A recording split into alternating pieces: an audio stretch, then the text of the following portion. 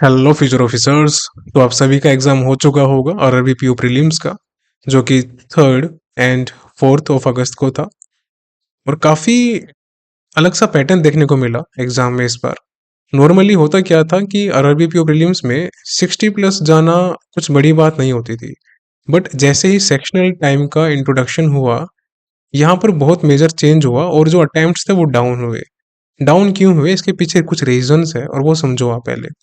अब यहाँ पर ये जो एग्जाम है ये सेल्फ गिवन एनालिसिस है। जी हाँ, मैंने भी एग्जाम दिया था आप सभी को रिव्यू देने के लिए। तो मेरा एग्जाम 4th अगस्त को फर्स्ट शिफ्ट में था, ठीक है। 4th अगस्त को फर्स्ट शिफ्ट में मेरा एग्जाम था। अब डिफिकल्टी लेवल क्या था, कितनी कट ऑफ जा सकती है, क्या इम्पैक्ट है सेक्शनल टाइमिंग का, वो सब हम बात करेंगे। एज वेल एज मैं आपको कट ऑफ निकालना भी सिखाऊंगा एक्सपेक्टेड, जो कि सभी टीचर्स या एक्सपीरियंस बच्चे बता पाते हैं कि वो कैसे निकालते हैं। अब सुनो इम्पोर्टेंट बात, टाइम खराब नहीं करना। तो यहाँ पर सेक्शनल टाइमिंग का इम्पैक्ट क्या है, देखिए जैसा कि आप सभी जानते हैं कि आरआरबी पीओ प्रीलिम्स में पहले कंपोजिट टाइम होता था। इसका सबसे बड़ा बेनिफिट क्या था कि जिन बच्चों का क्वांट अच्छा होता था वो यहाँ पर अप्रोक्सीमेटली 25 से लेकर 27 या 28 मिनट्स तक डिवोट करके आराम से करीबन 35 तक अटेम्प्ट्स कर लेते थे, या इससे ज़्यादा भी कर लेते थे। इतना तो कर ही लेते थे, मान के चलिए आप। ये है मिनट्स एंड ये है अटेम्प्ट्स। एज वेल एज इनका रीजनिंग या तो स्ट्रोंग होगा या फिर एवरेज होगा। तो रीजनिंग में भी ये कम से कम 25 तो अटेम्प्ट कर ही लेते थे, अगर अच्छा है तो 35 से 40 भी कर लेते थे। और ये भी कितने टाइम में, विद इन 17 to 19 या 20 मिनट्स के आसपास मैक्सिमम। अब यहाँ पर ये इतना चेंज हुआ जो कि एग्जाम में, अब इससे इम्पैक्ट क्या पड़ेगा। जब ये कंपोजिट टाइम था तब मैक्सिमम जो कट ऑफ जाती थी हाई स्टेट्स की, जहां पर वैकेंसी लो होती थी, तो वहां पर कट ऑफ आपको नॉर्मली सबसे ज्यादा ही दिखती थी, क्योंकि ऑब्वियस सी बात है वैकेंसी कम है।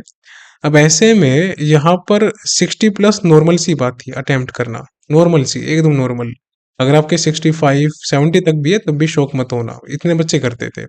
लेकिन जैसे ही सेक्शनल टाइम का इंट्रोडक्शन हुआ, यहाँ पर लिमिटेशन आ गई। क्या लिमिटेशन आ गई कि जैसे ही 25 मिनट रीजनिंग के हो जाएंगे, आपको सिर्फ क्वांट के लिए 20 मिनट का टाइम मिलेगा।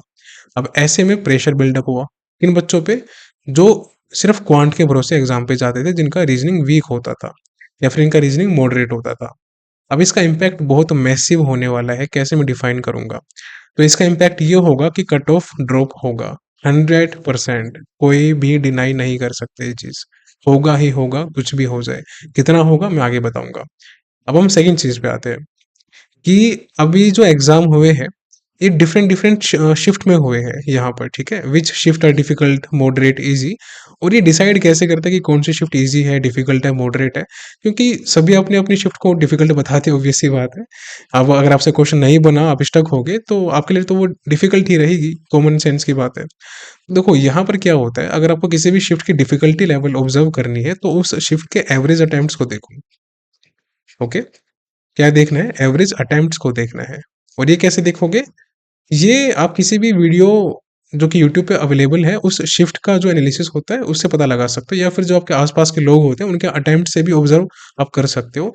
या फिर कोई टेलीग्राम ग्रुप या फिर व्हाट्सएप ग्रुप आप किसी में एनरोल्ड हो या कोई है जिसमें आप ज्वाइन हो, तो वहां भी आप देख सकते हो उस शिफ्ट में कितने बच्चों ने कितने अटेम्प्ट किए ऑन एन एवरेज। अब मान के चलते हैं कि फर्स्ट शिफ्ट किसी दिन की, किसी भी दिन को लेके चलते हैं, ठीक है, यहाँ पर कोई स्पेसिफिक नहीं है। और ये सेकंड शिफ्ट है, ये थर्ड शिफ्ट है एंड ये फोर्थ शिफ्ट है, राइट। तो ये हमारे पास 4 शिफ्ट आ गई। अब यहाँ पर जो बच्चे हैं वो 60 को टच कर पा रहे हैं। ये कौन बच्चे हैं, जिनके मॉक में अच्छे परसेंटाइल आते हैं या फिर वो एग्जाम में कॉन्फिडेंट थे, स्टक नहीं हुए। और स्टक हुए भी तो उन्होंने उनको स्किप कर दिया क्वेश्चंस को, जो उनसे नहीं हुए। तो इनके 60 टच हो गए आराम से। और जो बच्चे बहुत ही अच्छे अच्छे टॉपर्स वाले, उनके अटेम्प्ट्स 70 तक भी चले गए 80 में से। अब यहाँ पर जो शिफ्ट सेकंड थी, यहाँ ये वाले बच्चे 60 वाले सिर्फ 55 तक पहुंच पाए, और ये टॉपर्स वाले बच्चे यहाँ पर 65 तक पहुंच पाए। थर्ड शिफ्ट में यही रिड्यूस होके करीबन 52 53 आ गया, और ये वाले बच्चे 62 63 पे आ गए। और फोर्थ शिफ्ट में सडन चेंज हुआ, और यहाँ पर ये बच्चे 62 63 करके आए ऑन एन एवरेज, और ये वाले 75 या 80 तक भी करके आ सकते हैं, राइट? तो यहाँ पर वेरिएशन देख रहे हो आप। ये जो शिफ्ट है फर्स्ट वाली एंड फोर्थ वाली, ये आती है इजी शिफ्ट में, इजी टू मॉडरेट, इजी नहीं कह सकते, इजी टू मॉडरेट, यानी कि कहीं ना कहीं ये मॉडरेट को टच कर रही है, तभी बच्चे कर पा रहे हैं। अगर इजी होती तो ऑब्वियस सी बात है सारी करके आते 80 में से 80। इजी तो क्लैरिकल की होती है ना, पीओ की पीओ की इजी नहीं हो सकती। तो ये कहीं ना कहीं मॉडरेट को टच कर रही है, ठीक है, फर्स्ट भी एंड फोर्थ भी। लेकिन ये जो सेकंड और थर्ड शिफ्ट है, ये डिफिकल्टी लेवल की तरफ जा रही है, टफनेस इसकी इंक्रीज हो गई क्योंकि अटेम्प्ट गिर गई है। अब इसका इम्पैक्ट क्या पड़ेगा, आगे बात करते हैं, सुनो इसका। अब यहां पर देखो, ये तो बात थी इसकी, which shift are difficult and which are not. अब बात आती है कि यहाँ पर ये जो नॉर्मलाइजेशन का फंड है ये काम कैसे करता है। अब शिफ्ट ऑब्वियसली बात है, इजी आई है या मॉडरेट या डिफिकल्ट, उसके बाद ये कैसे काम करेगा, तो अब यहाँ पे इसकी बात कर लेते हैं। अब मैंने आपको बताया था कि फर्स्ट शिफ्ट में जो एवरेज अटेम्प्ट थे, सेकंड शिफ्ट में, थर्ड में एंड फोर्थ में मान के चलते दोबारा, यहाँ 60 लोगों ने टच कर दिया था, यहाँ पर 55 तक टच कर दिया, यहाँ 52 53 एंड यहाँ पर 62 63। अब यहाँ पर दो फंडामेंटल्स है।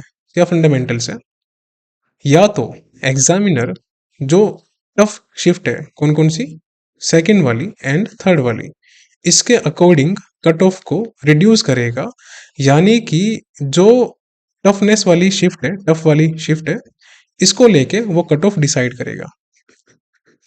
तो इसमें क्या होगा, जो फर्स्ट शिफ्ट है एंड जो फोर्थ शिफ्ट है, इसके मार्क्स को इनके लेवल पे लाया जाएगा।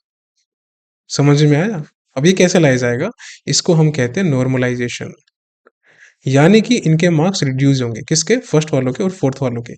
कितने रिड्यूस होंगे, तो डिपेंड करता है कि कितने एवरेज अटेम्प्ट थे, ये कोई नहीं बता सकता, ये सब फेंकने वाले होते हैं। देखो बुरा लगता है बोलने में, लेकिन हकीकत है तो है। तो सब एज्यूम करते हैं, एज्यूम करना अलग चीज होती है, लेकिन उस रियलिटी पे स्टैंड करना अलग चीज होती है। तो मैं यहाँ पर आपको रियलिटी बता रहा हूँ कि वो क्या है। तो यहाँ पर ये जो फर्स्ट शिफ्ट थी, अब अगर मान के चलते कि सेकंड शिफ्ट में बच्चे 55 कर पा रहे थे, एग्जाम्पल के तौर पे एग्जाम्पल लेके चलते सेकंड शिफ्ट का, तो बच्चे 55 कर पा रहे थे और यहाँ पर मान के चलते किसी एबीसी स्टेट की कट ऑफ डिसाइड कर ली 51, ठीक है, किसके हिसाब से, सेकंड शिफ्ट के हिसाब से। अब थर्ड शिफ्ट जो कि इससे टफ थी, इसको फायदा मिलेगा, इसके मार्क्स इंक्रीज होंगे। अगर किसी के मार्क्स यहाँ पर 50 होंगे तो उसको यहाँ पर +2 से लेकर +3 तक दिए जाएंगे, तो इसके मार्क्स थर्ड वाले के यहाँ पर करीबन 52 से 53 चले जाएंगे, इसका एग्जाम आराम से क्वालिफाई हो जाएगा, या ज्यादा भी हो सकते हैं। अब यहाँ पर जो फर्स्ट शिफ्ट थी, ये वाला फर्स्ट की बात करें, तो इसके मार्क्स रिड्यूस होंगे, कितने, अगर 55 तक यहाँ पर टच हो रहे थे, यहाँ 60 तक टच हो रहे थे, तो यहाँ इसके 5 से 6 यहाँ पर रिड्यूस होंगे आराम से। तो अगर किसी ने मान के चलते हैं 60 अटेम्प्ट किए होंगे, तो उसके मार्क्स आएंगे 53 54 तक, इतने, इसका भी एग्जाम क्वालिफाई हो जाएगा। अब फोर्थ वाली जो शिफ्ट है, इसको लेके चलते हैं। यहाँ पर देख रहे हो आप, सबसे सबसे ज्यादा अटेम्प्ट जो कि एवरेज बच्चे कर पा रहे हैं, वो 62 के आसपास कर पा रहे हैं। तो यहाँ पर जो फोर्थ शिफ्ट है, इसके अटेम्प्ट रिड्यूस होके कम से कम किए जाएंगे 6 से 7 या 8 भी हो सकते हैं। अब ऐसे में अगर किसी ने 60 अटेम्प्ट किए हैं, तो इसके मार्क्स आएंगे 52 के अराउंड, 51 52 53 मैक्सिमम। तो ये पैटर्न है, समझ में आया? सेकंड पैटर्न और है, आपको समझाते हैं सेकंड पैटर्न क्या है। तो यहाँ पर अब एक पैटर्न और है कि अगर जो शिफ्ट इजी थी, जैसे कि ये वाली, देखो यहाँ पर, तो फर्स्ट शिफ्ट और फोर्थ शिफ्ट, अगर इनको लेके कट ऑफ डिसाइड करें तो क्या होगा, तो यहाँ इसको लिख लेते हैं। तो फर्स्ट शिफ्ट ये है एंड फोर्थ शिफ्ट ये है। ऐसे में अगर आप इजी को लेके चलोगे, तो अगर आपके मान के चलो कि इजी के हिसाब से आपके कट ऑफ 57 रख दी, ठीक है। तो जो डिफिकल्ट शिफ्ट थी, जहां पर 55 अटेम्प्ट हुए और 52 53 अटेम्प्ट हुए सेकंड शिफ्ट में एंड थर्ड शिफ्ट में, ऐसे में इनके मार्क्स को इंक्रीज किया जाएगा, इसके मार्क्स को ऑन एन एवरेज 5 या 6 इंक्रीज किया जाएगा, इसके मार्क्स को 6 7 8 तक इंक्रीज किया जाएगा। अब अगर ऐसे में किसी ने सेकंड शिफ्ट में 51 अटेम्प्ट किए हैं, तो इसके मार्क्स 57 तक आ सकते हैं, इसका एग्जाम क्वालिफाई हो सकता है। और यहाँ पर अगर किसी ने अटेम्प्ट 50 तक भी किए हैं, तो इसके मार्क्स 57 58 तक आ सकते हैं, इतना फर्क आएगा। ये है पूरा पैटर्न, इसको समझो आप। किसी भी स्टेट की कट ऑफ निकालने का तरीका यही होता है और इसके अलावा नहीं होता।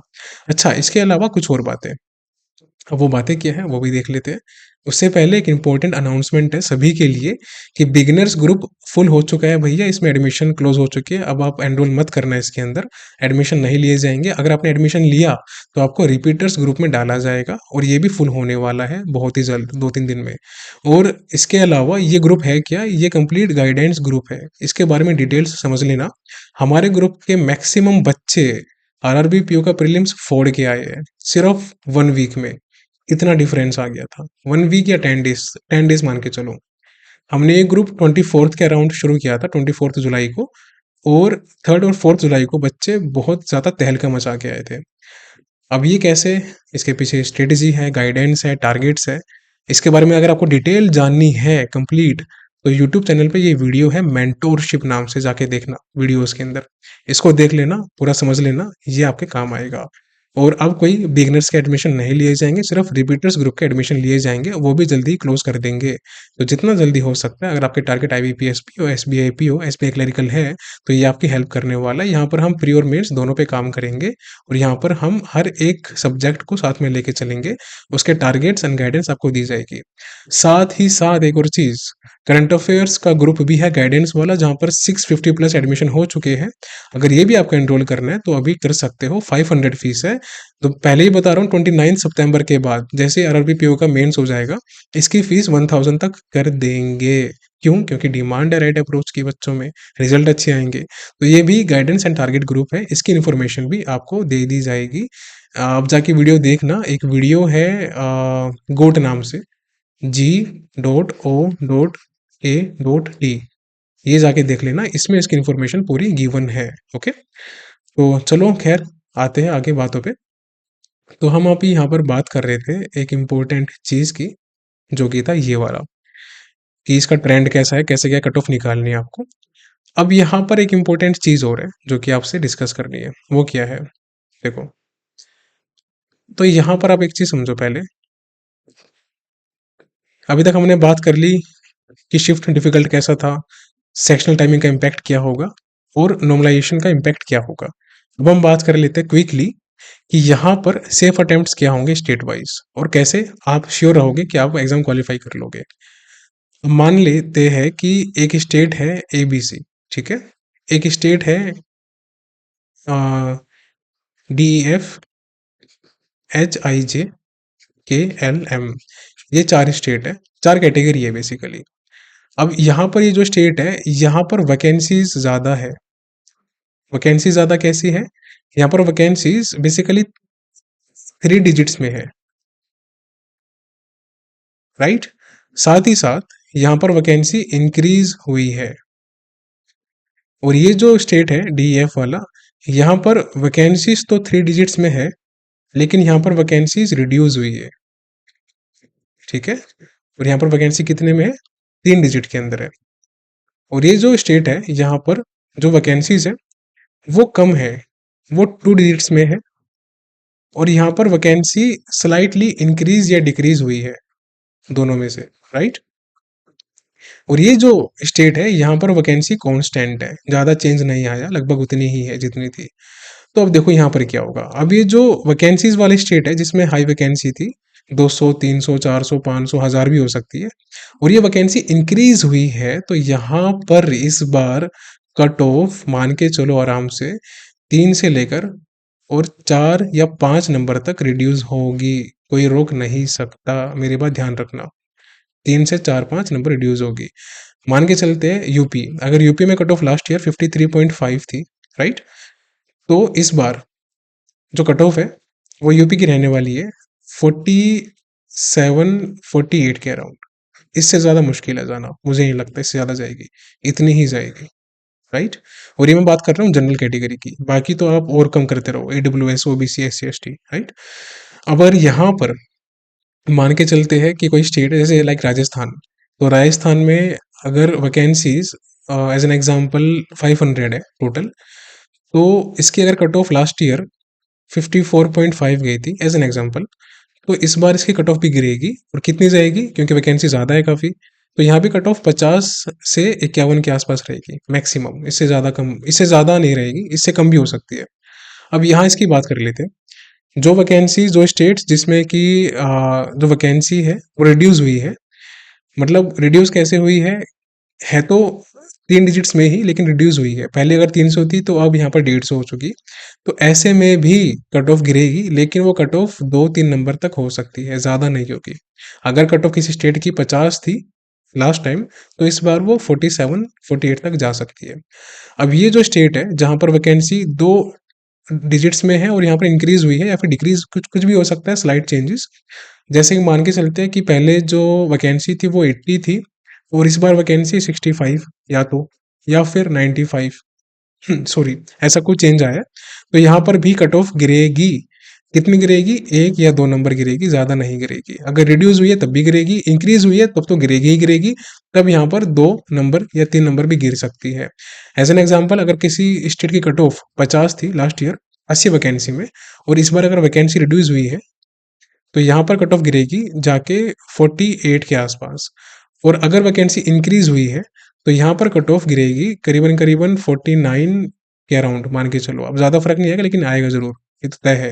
या 48 भी हो सकता है, 48-49 मान के चलो, और यहाँ पर 47-48 मान के चलो, ये वाला ठीक रहेगा। ओके। अब ये जो स्टेट है जहाँ पर कॉन्स्टेंट वैकेंसी है, यहाँ भी कट ऑफ गिरेगी। अब ये कितनी गिर सकती है, ये डिपेंड करता है उस स्टेट में कितना कंपटीशन है। तो ये 1 नंबर भी हो सकता है, 2 नंबर भी हो सकता है, 3 भी हो सकता है, 4 भी हो सकता है। तो ये डिपेंड करता है, क्योंकि काफ़ी बच्चे क्या करते हैं, अलग-अलग स्टेट से फॉर्म फिल कर देते हैं, जहाँ पर वैकेंसी कम होती है। अगर वैकेंसी ज़्यादा है, तब तो कंपटीशन आपका आ जाएगा इस कैटेगरी में, एबीसी वाली में या फिर डीईएफ वाली में। तो ये पूरा पैटर्न था, इसको आपने समझ लिया। कहने का तात्पर्य ये है कि कट ऑफ इस बार गिरेगी, कोई रोक नहीं सकता, गिरना तय है। अब हम बात कर लेते हैं इसकी। बात कर ली हमने सेक्शनल टाइमिंग की, नॉर्मलाइजेशन की, सेफ अटेम्प्ट्स की, एंड डिफिकल्टी लेवल शिफ्ट का। अभी जो कट ऑफ पैटर्न थे ये भी आपको मैंने समझा दिया कंप्लीट एकदम। अच्छा, सेफ अटेम्प्ट की बात कर लेते हैं एक बार। तो देखो, सेफ अटेम्प्ट, अगर आपने किसी भी स्टेट से एग्जाम दिया हो, लास्ट ईयर से उस स्टेट की वैकेंसी को कंपेयर करना। पहली चीज क्या करना है, पहले तो आपको कंपेयर करना है वैकेंसीज को। और कंपैरिजन में दो चीजें आएगी, या तो रिड्यूस होगा या फिर इंक्रीज होगा। देखो, अगर रिड्यूस है वैकेंसी में, तब भी जो कट ऑफ है वो गिरेगी, गिरना तय है। अब इसकी भी एक लिमिटेशन है। अगर मान के चलते हैं कि कोई स्टेट है एबीसी, उसकी कट ऑफ लास्ट ईयर 150 थी और ये रिड्यूस होके आ चुकी है 100 पे, तब भी वैकेंसी गिरेगी, मतलब इसकी कट ऑफ गिरेगी 1 या 2 नंबर। लेकिन अगर ये जो वैकेंसी है ये एकदम ही हाफ हो गई 75 तक, तो फिर गिरेगी नहीं, कांस्टेंट रह सकती है, या फिर 1 नंबर 2 नंबर ऊपर भी जा सकती है। अगर इंक्रीज हुई है वैकेंसी आपकी, तो यहाँ पर इम्पैक्ट पड़ेगा बहुत ज़्यादा, कट ऑफ गिरेगी, 2 नंबर 3 नंबर 4 नंबर 5 भी जा सकती है, क्योंकि सेक्शनल टाइम का कंस्टेंट आ चुका है। अब यहाँ पर हम इसकी बात करते हैं लास्ट वाले की, who should start preparing for RRB PO mains. तो देखिए ध्यान से सुनो, मैंने आपको पूरा पैटर्न समझा दिया, क्या डिफिकल्टी लेवल है, क्या मॉडरेट लेवल है, कैसे कट ऑफ निकालते हैं, कैसे डिफिकल्टी लेवल एनालाइज करते हैं। अब आपको कंपैरिजन करना है, कैसे करना है, ध्यान से सुनना, नोट डाउन कर लेना, हर एक एग्जाम में ऐसे ही करना है। पहली चीज, वैकेंसीज को कंपेयर करो। आरआरबी पीओ की है तो स्टेट वाइज कंपेयर करो, आईबीपीएस एसबीआई है या फिर क्लरिकल है तो नेशनल वाइज जो भी गिवन है वो कंपेयर करो। ठीक है, वैकेंसीज कंपेयर करनी है। सेकंड चीज, लास्ट ईयर की कट ऑफ ऑब्जर्व करनी है। ठीक है, और तीसरा फंडा जो अभी इंट्रोड्यूस हुआ है सेक्शनल टाइमिंग का, उसको हम साइड में हटा देते हैं, उसको हम लेके नहीं चलेंगे, तो उसको छोड़ो आप। तो पहला हो गया वैकेंसीज कंपेयर करना, लास्ट ईयर कट ऑफ कितनी गई है वो देखना। उसके बाद एवरेज अटेम्प्ट कितने हैं बच्चों के, वो चेक करना आपकी शिफ्ट के अंदर। ठीक है, एवरेज अटेम्प्ट कितने हैं वो देख लेना। अब अगर यहाँ पर वैकेंसी इंक्रीज हुई है तो कट ऑफ डाउन होगी, डिक्रीज हुई है तब भी डाउन हो सकती है, लेकिन कितनी डिक्रीज हुई है वो मैटर करता है। अगर एकदम हाफ होगी या उससे भी कम होगी तो आपकी कट ऑफ ज़्यादा भी हो सकती है। अगर 150 थी 100 हो गई, तब भी 1 नंबर 2 नंबर रिड्यूस होगी। एंड जो कट ऑफ लास्ट ईयर की थी, आप मान के चलो इसका इम्पैक्ट वैसे तो इस बार आरआरबी पीओ मेंस पे ज़्यादा नहीं पड़ेगा, कट ऑफ कम ही जाएगी, लेकिन जो बाकी के एग्जाम्स हैं आईबीपीएस पीओ एसबीआई पीओ वगैरह, वहाँ पर आप इसको एनालिसिस कर सकते हो कि अगर जो सेम पैटर्न डिफिकल्टी का है इस बार भी, उसके अकॉर्डिंग अगर ऐसा एग्जाम आता है तो लगभग कट ऑफ उसके आसपास ही जाती है, उससे 1-2 नंबर या 2-3 नंबर ऊपर नीचे चले जाती है। तो ये एवरेज अटेम्प्ट भी देखने हैं आपको। कितने हैं, और चौथा आपकी जो एक्यूरेसी है अटेम्प्ट्स में वो कितनी है, वो आपको पता है। तो ये 4 फैक्टर मैटर करते हैं।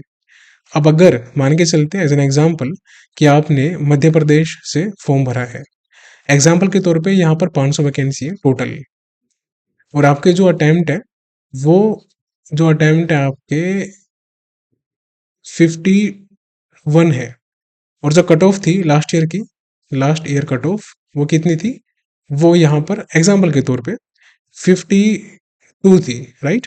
तो यहाँ पर एक तो सेक्शनल टाइमिंग आया जिससे कट ऑफ रिड्यूस होगी, दूसरा डिफिकल्टी लेवल ऑलमोस्ट सेम था, ज़्यादा डिफरेंस नहीं था। अगर डिफिकल्टी लेवल सेम नहीं होता, सब शिफ्ट इजी रहती तो कट ऑफ हाई जाती, लेकिन यहाँ पर शिफ्ट डिफिकल्ट भी दी गई है हर एक दिन में। तो ये जो कट ऑफ है, आपके अटेम्प्ट 51 है तो सेफ अटेम्प्ट है, बेशक से कट ऑफ लास्ट ईयर की आपके अटेम्प्ट से ज़्यादा ही क्यों ना हो, तब भी आप कंपटीशन में हो। क्योंकि अगर आपकी इजी शिफ्ट में 51 अटेम्प्ट है तब दिक्कत की बात है, फिर यहाँ पर दिक्कत की बात है, फिर आप देखना कि कितना क्या कट ऑफ गई है, आपकी कैटेगरी कौन सी है उसको एनालाइज करना।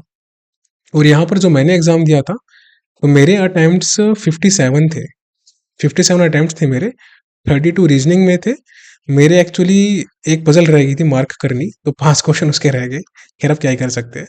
और क्वांट में 25 अटेम्प्ट किए थे, और ये अटेम्प्ट बेसिकली बिना प्रैक्टिस किए थे। देखो आप लोग प्रैक्टिस करते हो, मैं प्रैक्टिस नहीं करता बिल्कुल भी, बट फिर भी माइंड को काम करके इतना करके आ गए।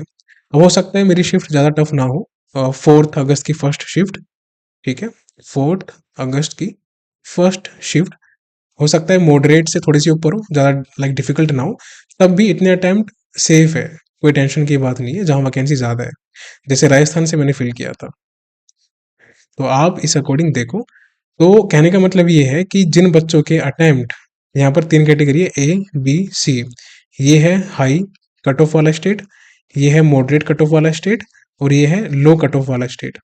तो अगर ए में आपके अटेम्प्ट अराउंड 50 के आसपास है डिफिकल्ट शिफ्ट में, या 48, 50 छोड़ो, चलो 50 हटाओ साइड में, इसको साइड में कर देते हैं। तो डिफिकल्ट शिफ्ट में अगर आपके अटेम्प्ट 43 से लेकर 45 के आसपास है, ये मैं डिफिकल्ट की बात कर रहा हूँ, तो आपके मार्क्स इंक्रीज किए जाएंगे और आप सेफ साइड हो, तैयारी कर दो मेंस की शुरू। और मॉडरेट शिफ्ट में, जैसे कि मॉडरेट यानी कि 4 अगस्त को फर्स्ट शिफ्ट मान के चलते हैं, मॉडरेट आई थी, तो यहाँ पर अगर आपके अटेम्प्ट 47-48 के आसपास है तो आप सेफ साइड हो। एंड लो की बात करें तो यहाँ पर तो देखो, जो स्टेट लोग लाइक कट ऑफ के होते हैं कैटेगरी के, जैसे कुछ साउथ के स्टेट्स है, कुछ नॉर्थ ईस्ट के स्टेट्स है, तो वहाँ पर कट ऑफ का ज़्यादा फर्क नहीं पड़ने वाला, उनको फ़ायदा ही मिलेगा। तो यहाँ पे अगर आपके अटेम्प्ट 40 के आसपास भी है तब भी आपके चांसेस अच्छे हैं सिलेक्शन के। तो ये था पूरा पैटर्न। ओके, तो आई होप आपको पूरा समझ में आया होगा कि कैसे क्या पैटर्न है, क्या कट ऑफ जा सकती है, कैसे कट ऑफ निकालना होता है। आपको मैंने हर एक चीज़ को इलेबोरेट कर दिया सो दैट आपको कोई डिफिकल्टी ना हो समझने में कि नॉर्मलाइजेशन क्या होता है, सेफ अटेम्प्ट्स कितने हैं, कट ऑफ पैटर्न क्या चलेगा, शिफ्ट डिफिकल्टी क्या है, कौन तैयारी कर सकता है, कौन नहीं कर सकता, और इम्पैक्ट क्या है। अच्छा, एक जाते जाते इंपॉर्टेंट चीज़, थोड़ी वीडियो लंबी हो चुकी है, माफ़ करना। तो अगर आपका एग्जाम अच्छा नहीं गया आरआरबी का प्रीलिम्स, तो देखो मेरी बात ध्यान से सुनो, ये कॉम्पिटिटिव एग्जाम है और ये पहला एग्जाम था, ठीक है, फर्स्ट एग्जाम था। अभी प्रीमियम एग्जाम्स आगे है, आईबीपीएस का क्लर्क है, देन पीओ है, देन एसबीआई का पीओ है, एंड देन क्लर्क आएगा। तो इन पे फोकस क्यों नहीं कर रहे, ये करो ना, आपका एफर्ट वेस्ट थोड़ी जाएगा। बुरा लग रहा है, लगना लाजमी है, हो सकता है आप एग्जाम में अच्छा ना कर पाए या आपकी प्रिपरेशन उस लेवल की ना थी, कुछ भी रीजन हो सकता है, बट दैट डजंट मीन कि आप गिव अप कर दोगे। भैया गिव अप नहीं करना होता, फाइट करना होता है, तो go and fight for it, लड़ाई करो इसके लिए, तभी सिलेक्शन मिलेगा, अदरवाइज कोई सिलेक्शन लेके निकल जाएगा, फिर रोते रहना पूरे साल। तो 2024 के जो एग्जाम्स है इन पे फोकस करो, इनको फोड़ो।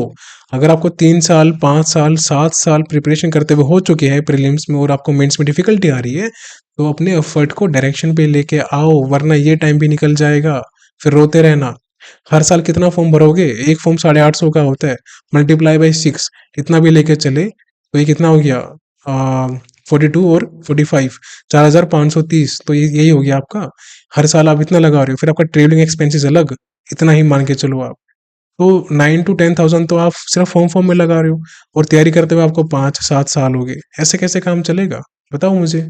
सिलेक्शन ऐसे नहीं होता, डायरेक्शन वाला एफर्ट करना है। अब अगर मेरे जैसे टीचर के 57 अटेम्प्ट हो सकते हैं बिना प्रैक्टिस के, तो आपको तो 65 फोड़ने चाहिए थे, 70 फोड़ने चाहिए थे। ये है आपका लेवल, इतना करना था आपको। अगर आप मेरे से कम करके आए हो और आप स्टडी कर रहे हो, दिक्कत की बात है, संभल जाओ। अफर्ट को डायरेक्शन पे लेके आओ, कंपटीशन में बने रहना है तो, वरना फेलियर आते रहेंगे, रोते रहना बैठे बैठे, रिग्रेट करते रहना कि कैसे अफोर्ड करे कैसे ना करे। अब आपका डिसीजन है, आप पे छोड़ता हूँ मैं, आप समझदार हो। तो मिलते हैं अगले सेशन में, अभी के लिए bye bye, take care and see you soon.